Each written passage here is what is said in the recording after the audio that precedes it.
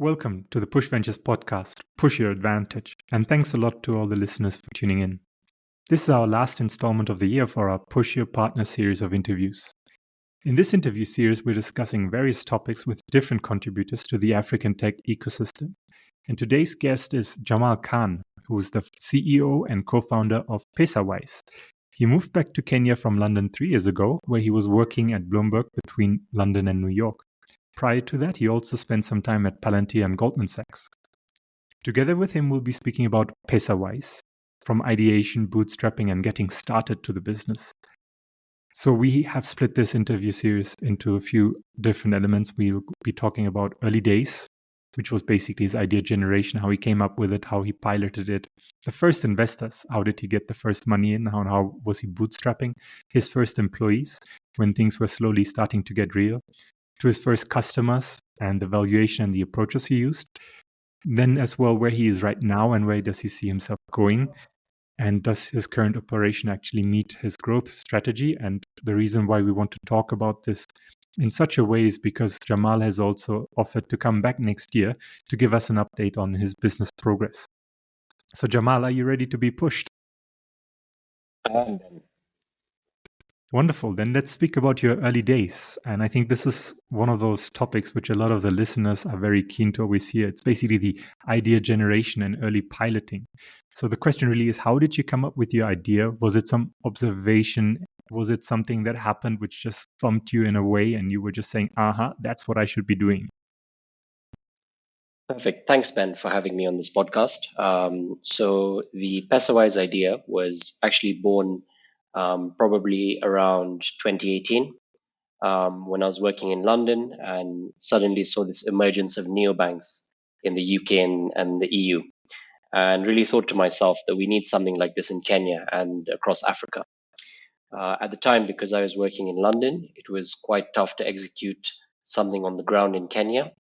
So I decided to hold out a little bit and then made the decision to return to Kenya after a year. Initially worked at a fintech between Kenya and Nigeria, and finally came up with the conclusion that there was scope in the B2B space for payments in Africa.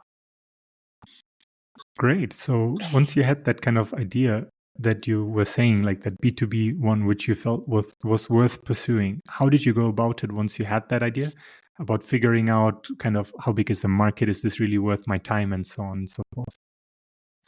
Yes. So the initial idea was really focused on consumers, but very quickly you realize that the consumers are being taken care of by different mobile money providers who are doing that sort of last mile financial services provision. It also becomes very expensive to market to consumers, which is why we looked at the B2B space. And really how we went about figuring out whether the idea is worth pursuing is talking to a few potential customers and quickly realizing that despite mobile money being so available to customers, few companies were catering to businesses or merchants and making their processes and payments more efficient. Now, this is actually a very great story, because what you're in essence saying is that you saw a very crowded market already and consumers having a great product already in place, but you figured that there might be space in the infrastructure, providing some element of infrastructure to the people who already service the customers. Is that correct? Yes, correct. Yeah. So customers being well taken care of by mobile money, and then also the different banks catching up and providing great digital experiences. I mean, it's not perfect. I'm sure you also know that when you're using the different banking apps, they work, and there's a lot of things to be done still. But it works, which is why we didn't pursue the customer route. Yeah, or never the change a consumer running route. system, right? Exactly. Well, we want to, but bit by bit. From a different angle. From a different angle, correct. Yeah. Now, talking about the angle, what's your vision when you first started the company, in the sense of when you're looking at that moment which we just now discussed? Now you figured out that there's this crowded space and there's this kind of more infrastructure backbone B2B space that you want to be in. So what is your vision as you started the company based upon that? So vision is still, it was to be a neobank. It's still to be a neobank in Africa. However, I think really we're taking the first baby steps, which is solving the customer and merchant pain points before really introducing new products. Also, regulation is a big thing in financial services. So we're also exploring different licensing options in different countries. At the moment, we're licensed in Kenya by the central bank as a payment service provider, which was a great milestone for our company. And at least it's enabled us to really get kickstarted, acquiring merchants, processing payments.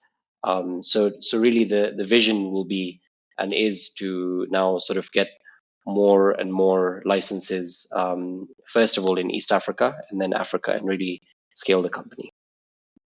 Wonderful.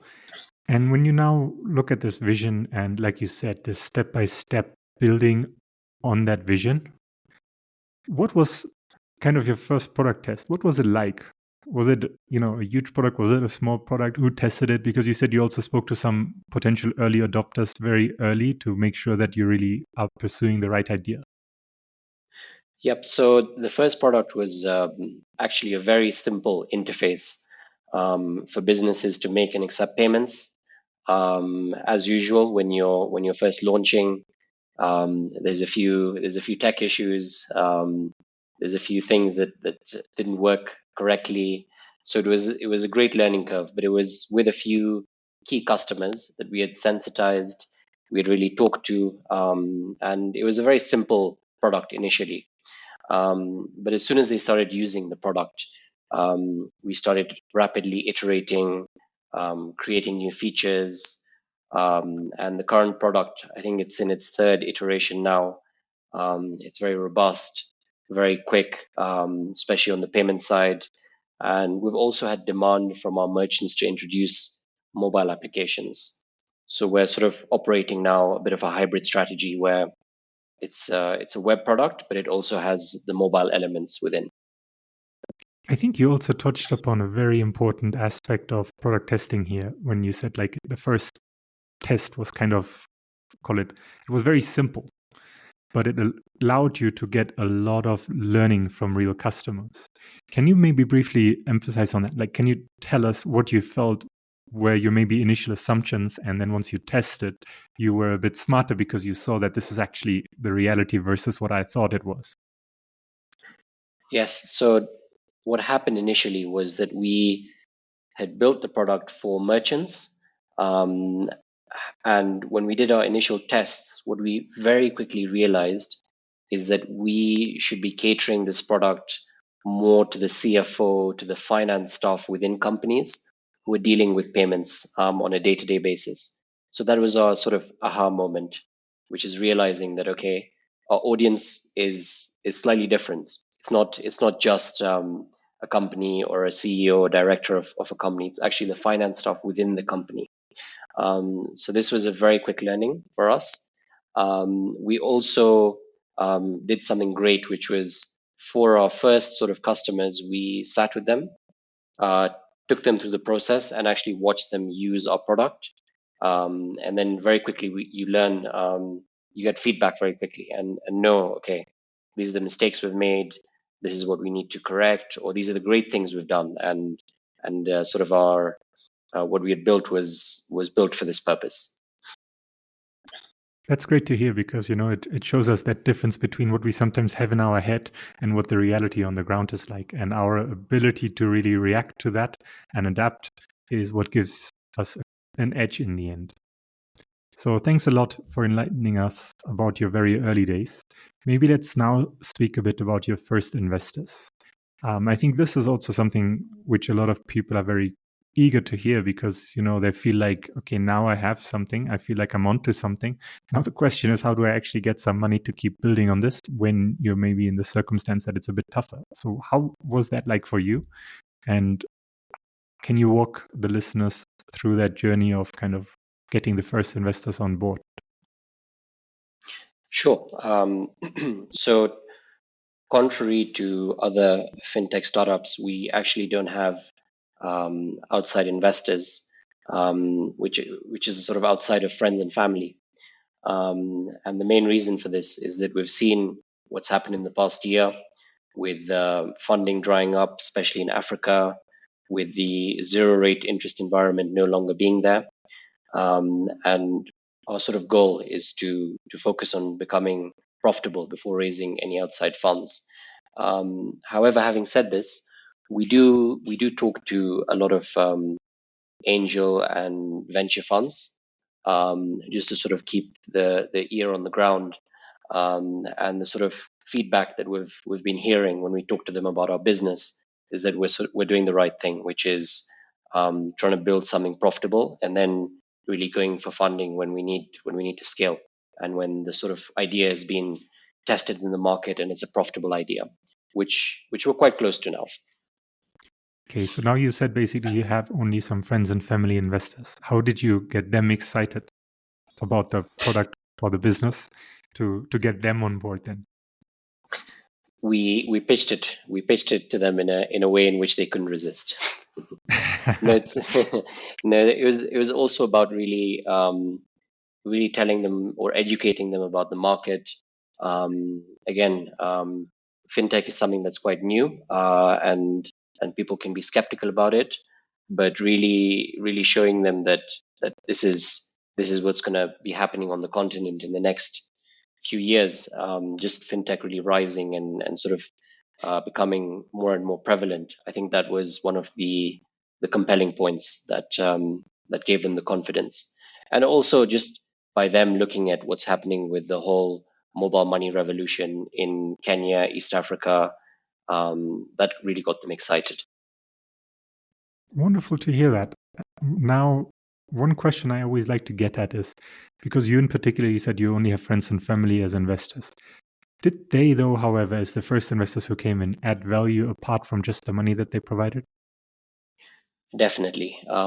So I think the networks that they provided, including sort of getting us connected to different customers, different partnerships as well, because we as a fintech need to partner with different banks, we need to partner with the card networks, different technology companies, cloud service providers.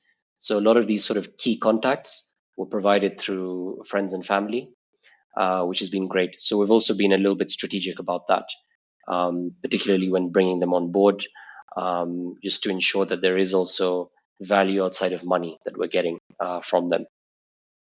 Now, when you're reflecting on that value outside of money, what's your kind of core learning when you're looking at where you are today? Maybe it wouldn't have been possible to get there without those investors.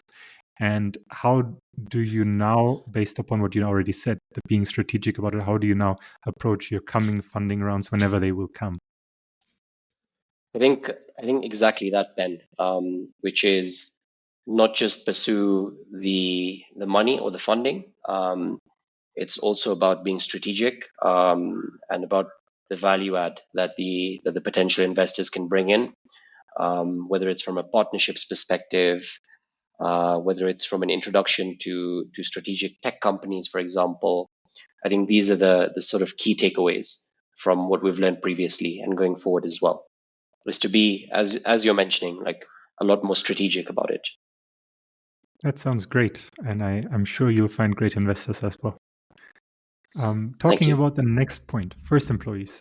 Have you already hired anyone? Yes, so we have a team of more than 10 people now. So it's been a great learning, and also as a sort of financial service provider or fintech, we need to not just hire technology people, which is traditional software or SaaS companies. There's also a key focus on compliance, particularly with regulators. There's a focus on anti-money laundering, and other compliance functions as well. So it's been interesting hiring not just technology people, but compliance, sales, business development, and all other types of people. And how did you meet them? Did you advertise on LinkedIn? How did you get your jobs filled? I think that's another key question a lot of entrepreneurs need to know. How do they best hire?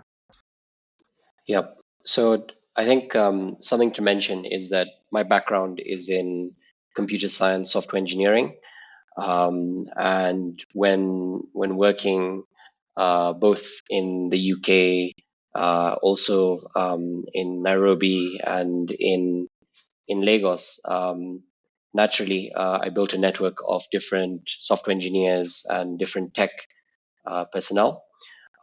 So the first hires were actually just friends of mine who were working in different companies that wanted to join something exciting. So that was the sort of software side, which is just leveraging networks and different tech communities. But on the sort of compliance side, we had to we used LinkedIn actually. So it was a great tool. We paid for the job postings just to get more visibility, and that's how we went about the process. And those first employees, did they bring anything else apart from the skills? I mean, you obviously mentioned that some of them are friends, but did they also contribute to the vision? Did they provide additional insights? Definitely. I think also in a startup, it's very different from your 9 to 5 job. So they've also brought with them quite a bit of grit. Working on the odd weekend is not uncommon. So that's sort of flexibility to be able to come in and solve problems, or service a customer that needs to be serviced on a weekend. So it's that level of flexibility, that resilience that they've also brought in, which is outside that sort of 9 to 5, just day job mentality.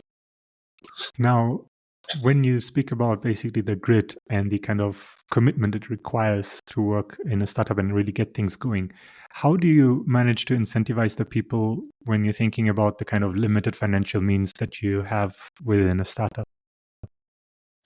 So I think it's also about selling your vision, from the sort of CEO co-founder level, providing employees also with flexibility on our side. So whether that's sort of vacation days they need to take off at the odd time, or even allowing them to do things that they wouldn't usually get to do on a 9 to 5 job. These are the sort of different perks that we offer, just so that they remain motivated and also are also conscious that when it comes to running a startup, you do sometimes need to work outside of hours and do the odd job here or there. Understandable. Now, maybe let's speak about the valuation from the perspective of friends and family coming in. Now, if some friends and family come in some way or the other, when they give you money, you also have to decide upon some valuation behind it, which is always awfully difficult in an early stage company where you're just about starting to build something where you have that vision, correct? So, what we've established once with another entrepreneur is that fairly early, usually it's more about the idea and the entrepreneur, right? And my question now is, what was your approach in kind of negotiating a valuation? Like, what price tag did you put on yourself and your vision and what you can accomplish, kind of?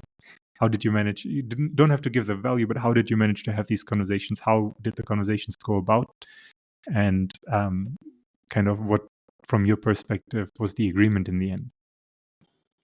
Yep. So that's a tough one, just because I mean, as I'm sure you're aware as well, when it comes to software companies, valuations are quite difficult to do, especially at the early stages. And also with fintech companies, it's not easy to value a company from the onset. So I think it's more about vision and where you want to go, and what you're able to achieve in the next couple of years. And that's how we sort of valued it, which is mentioning that, okay, we're going to be getting X number of merchants with sort of Y number of transactions, and we're going to be making this much from it. So this is how we value ourselves. Something else that sort of helped is looking at other valuations in Africa for payment companies. So just seeing how they went about their valuation in the early stages, and then sort of using that as a metric.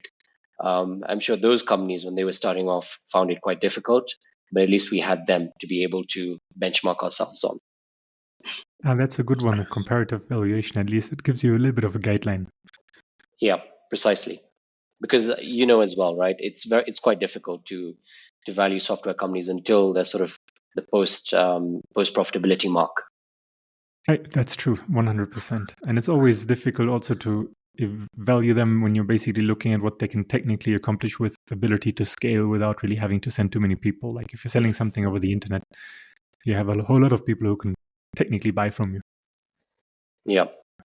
And also something else to add to that is I'd mentioned that we're talking to different venture and angel funds, just not because we're raising at the moment, but just because we like to have our ear on the ground. And they are also now starting to slowly guide us in terms of what our value can be at this stage, just because they've invested across the continent. They also have investments, of course, in Europe and the US, but we're starting to also see like what a valuation looks like for a fintech company such as ourselves. So many different metrics that we're using on it. Absolutely. And when you're now thinking about those early conversations with your early investors, was there a lot of negotiation? What did they focus on when they tried to put that price tag on you? So it's not at the moment negotiation, it's more just knowing before we head to negotiation stages. Okay. So we're keeping the conversation friendly. You've already mentioned the strategy is also to find the right kind of people. So if a potential investor is listening to this now, what would you say you would ideally want from them? So I think when it comes to investors, it comes down to that sort of bringing them in as a sort of a strategy rather than just for the money and the funding. So it would be more along the lines of the networks that they bring, the sort of strategic partners that they can bring on board. That's what we would look at. Great. Now let's think about where you are right now and where you're planning on going. That long-term vision versus the current reality, call it. Now, what is your ambition? As you've already mentioned, your vision is to kind of build a neobank, right? But when you're looking at where you are right now, what's your ambition kind of, as in like over the next few steps? What do you want to first perfect before you start building on that? And how do you plan on getting there? So I think our ambition remains is in line with our vision, which is to be a leading neobank in Africa. However, that's quite vague. And again, I think this is where your question about how do you plan to get there really comes in. And it's really starting off with payments. So the key pain point for a lot of businesses and consumers is payments. So we really want to solve that, and we want to do it first in Kenya. We don't really want to be the startup that just scales massively to the whole of Africa, because each country has its own challenges, its own payment networks, its own rails. So we first really want to nail this in Kenya. And then we want to focus on East Africa and then eventually scale across the continent. But the plan really is that whichever country we're in, we want to make that profitable first before moving on to the next.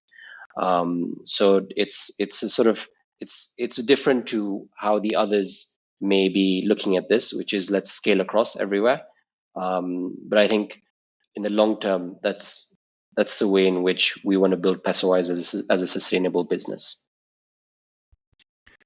Now, thinking about the current environment in which a lot of people and a lot of, call it, YouTube videos highlight everything AI can do.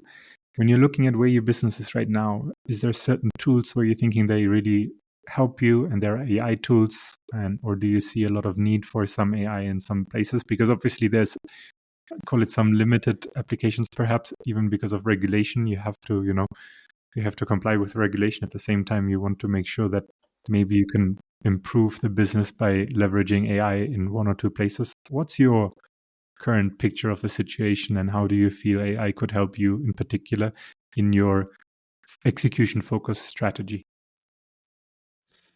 Great question. So to answer your question, I think The answer is yes, we are using AI, and where we're using it at the moment within Pesawise is really on the compliance side. We've partnered with a company that's between Singapore and Berlin, and they are providing sort of transaction monitoring AML tools for fintechs. They've got clients in Africa, they've got clients in the Middle East, also in Europe, and they have different AI capabilities that we use, which really helps because it means that you don't need to hire 20 compliance staff. You can leverage AI, and that significantly reduces the sort of personnel costs on that. So that's one of the areas in which we're actively using AI, which is transaction monitoring. And we're exploring other avenues as well. Just internally at the moment, we're testing something which will sort of help our customers sort of when they're making their payments, be able to predict what payment they need to make next. So that's something that we're looking at, and other use cases as well. But we've started off with transaction monitoring. It's great to hear. So when you're now looking at kind of the horizon in your journey, right? What do you see on the horizon, and what challenges in particular do you see coming? And have you already thought about how to overcome them? You already picked up on, or basically mentioned earlier, that right now the funding environment isn't the greatest, right? So how do you look at the different challenges, and how do you plan on overcoming them? I think apart from the funding environment, some of the challenges that we see on the horizon is the older payment rails that we have, not just in Kenya but in East Africa, and this is despite there being mobile money, because the mobile money ecosystem to an extent is very closed loop, and what we really need in Kenya and East Africa is more open loop systems, and I think something to look at, it's what happened in the UK and in the EU with open banking over the past 5 years. Of course, also looking at India with their UPI system. It's incredible how they've transformed the usage of or cash being circulated in the economy to using UPI. And I think what we need to see really is the introduction of these rules and regulations gradually coming into Kenya and to Africa, because it's going to make payment systems a lot more interoperable. So I think that's one of the main challenges. But things are changing. The regulators are being very receptive to global trends, and they're also looking at how to sort of bring these different technologies into the country. Do you feel that the regulators also doing enough to listen to the local ecosystem in order to, to get some ideas flowing in from that direction, so that they know how they can actually create that open banking ecosystem? Because I think that's a great point.